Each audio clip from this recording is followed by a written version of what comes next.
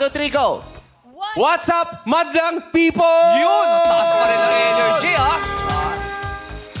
Ako po si Michael, 50 years old, taga Makati City. Isa po akong chef and culinary consultant. Uy, chef! Sa Makati. Saan po ba kayo sa Makati, sir? Sa drainage, yung nagkabigay ng 80,000. May ATA. Oh, marami nang gustong lumipat dyan. Oo, wala nang upa, may incentive pa. Di ba? Malapit ba sa inyo yan? Parang medyo malayo. Marami pa bang butas sa bahay? Baka pwede O, tambayan. isa lang Okay yun. dyan. Mga natambayan lang yun. Di ba? Wala lang renta, may incentive pa.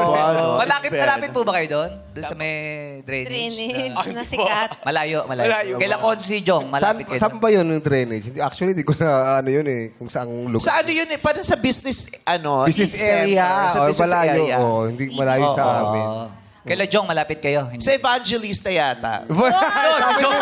Sabi yun. Foreigner. Sa iba yung evangelista. Evangelista. Oh, malapit. Para sa mga San Lorenzo Village siguro yun sa kapal. Renzoville. Okay. Pero si Michael ay isang chef. Yes. Ano pong cuisine?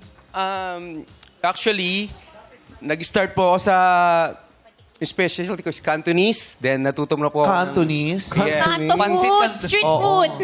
Yun po ang unang, ano ko nung medyo bata-bata pa po ako. Then nung nag-5-star. Ano ba yung mga Cantonese, sir? Fishball, ganyan. Oo, sa kanto lang. Street food. You're so witty. I love you. You're so witty ka.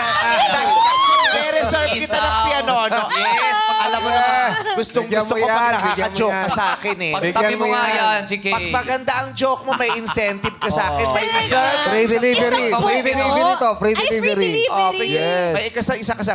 Buwang wala ka pa kasi Yes, binaba mo wala yung pa. energy kaninang gano'n. Pero may